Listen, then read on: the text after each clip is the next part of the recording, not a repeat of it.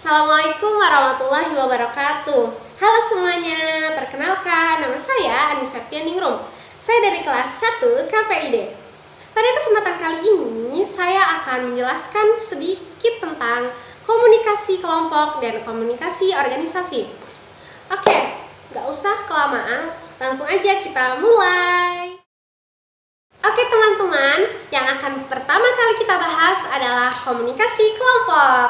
Langsung aja. Sebelum kita membahas tentang komunikasi kelompok, kita harus tahu terlebih dahulu apa sih yang dinamakan kelompok. Kelompok merupakan sekumpulan orang yang mempunyai tujuan, norma, dan nilai yang sama, di mana mereka saling bergantung, saling mempengaruhi, dan saling berinteraksi. Semakin banyak anggota kelompok, maka semakin kecil kesempatan terjadinya interaksi. Dan sebaliknya, semakin sedikit anggota kelompok, maka semakin besar peluang terjadinya interaksi. Komunikasi kelompok. Komunikasi kelompok merupakan proses komunikasi antara 3 orang atau lebih yang berlangsung secara tatap muka. Dalam kelompok tersebut, anggota saling berkomunikasi satu dengan yang lain. Ada beberapa faktor yang menyebabkan seseorang ingin bergabung ke dalam sebuah kelompok. Yang pertama, adanya daya tarik antara anggota kelompok seperti kesamaan fisik, sikap, dan sosial. Yang kedua, adanya daya tarik terhadap suatu kegiatan dan tujuan. Dan yang ketiga, adanya daya tarik terhadap manfaat menjadi anggota kelompok tertentu. Mungkin untuk kepentingan pribadi, sosial, simbolik, pekerjaan, atau keuntungan ekonomi. Selanjutnya adalah karakteristik kelompok. Karakteristik kelompok meliputi interaksi, norma, peran, hubungan emosional, dan tujuan. Ada 2 jenis kelompok. Yang pertama, kelompok berorientasi tugas, yang dibagi lagi menjadi 2 bagian. Yang pertama, kelompok duplikasi kegiatan, yaitu setiap anggota kelompok melakukan pekerjaan yang sama. Contohnya, semua anggota menanam pohon. Yang kedua, ada kelompok ban berjalan, yang setiap anggotanya bekerja pada bagian yang berbeda. Contohnya ada yang menanam, menyiram, dan membersihkan. Selanjutnya ada kelompok berorientasi pribadi dan sosial, yaitu kelompok yang bertujuan untuk menciptakan semangat positif antar sesama anggota kelompok. Contohnya kelompok diskusi, kelompok sosial, dan sebagainya. Terbentuknya sebuah kelompok bisa secara alami, yaitu terbentuk dengan cara spontan karena suatu kegiatan. Dapat juga dibentuk karena kesengajaan diciptakan, terbentuknya secara terencana karena adanya tujuan tertentu. Berikutnya ada fase pengembangan kelompok. Bisa kita lihat di fase awal, lingkaran belum sama sekali menyambung satu dengan yang lainnya. Dan di fase kedua, mulai ada jaringan walaupun belum semuanya ya. Dan di fase ketiga, jaringan bersambung lebih jauh. Dan di fase keempat, jaringan terintegrasi penuh. Jaringan saling menyambung satu sama lain. Kemudian jaringan komunikasi kelompok. Yang pertama, lingkaran. Yaitu setiap anggota hanya dapat berkomunikasi dengan anggota yang berada di samping kiri dan kanannya. Lalu ada bintang. Situasi di mana seluruh pesan mengalir atau berpusat pada suatu individu atau sentralisasi jaringan. Dan yang terakhir ada jaringan penuh, yaitu setiap anggota dapat berkomunikasi dan melakukan timbal balik dengan semua anggota kelompok. Guys, jangan kemana-mana, karena setelah ini kita masih akan membahas tentang komunikasi organisasi. Seperti sebelumnya, kita harus mengetahui apa sih yang dimaksud dengan organisasi.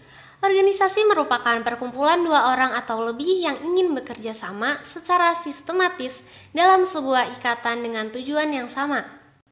Jadi, komunikasi organisasi merupakan pengiriman dan penerimaan pesan di dalam organisasi. Ibarat darah dalam tubuh, aktivitas komunikasi mengantar pemerintah dari atasan ke bawahan maupun sebaliknya. Ada 4 fungsi komunikasi dalam organisasi. Yang pertama, informatif, yang kedua, regulatif, yang ketiga, persuasif, dan yang keempat, integratif.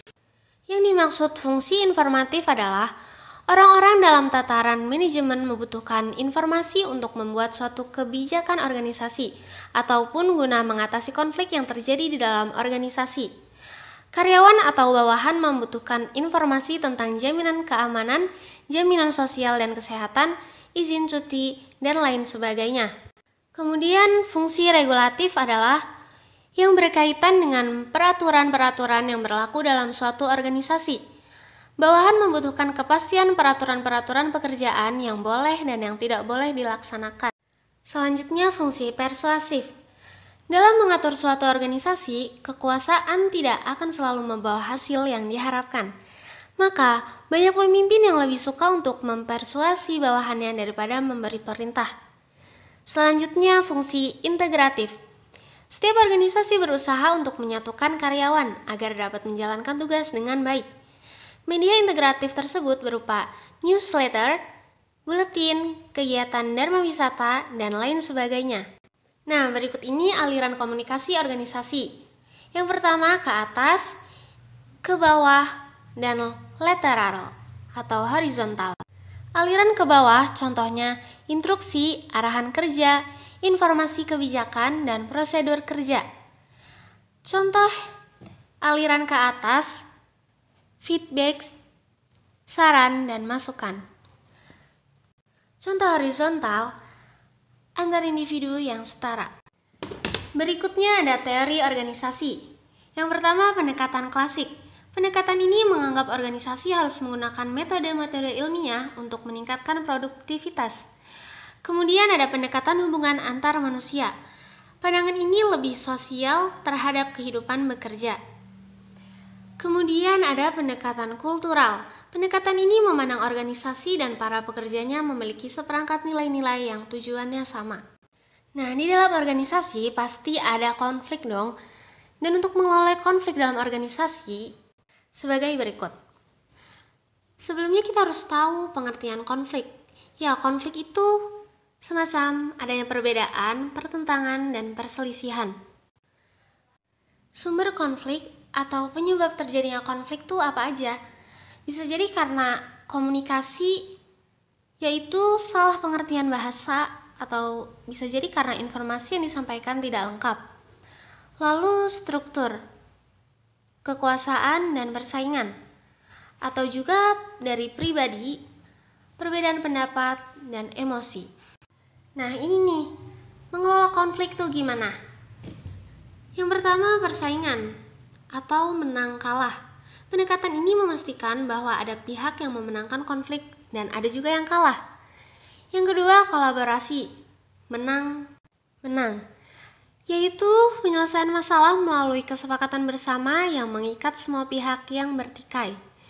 Lalu ada akomodasi. Pendekatan ini memastikan bahwa ada pihak yang berada dalam posisi mengalah atau mengakomodasi kepentingan pihak lain. Dan yang terakhir, menghindar.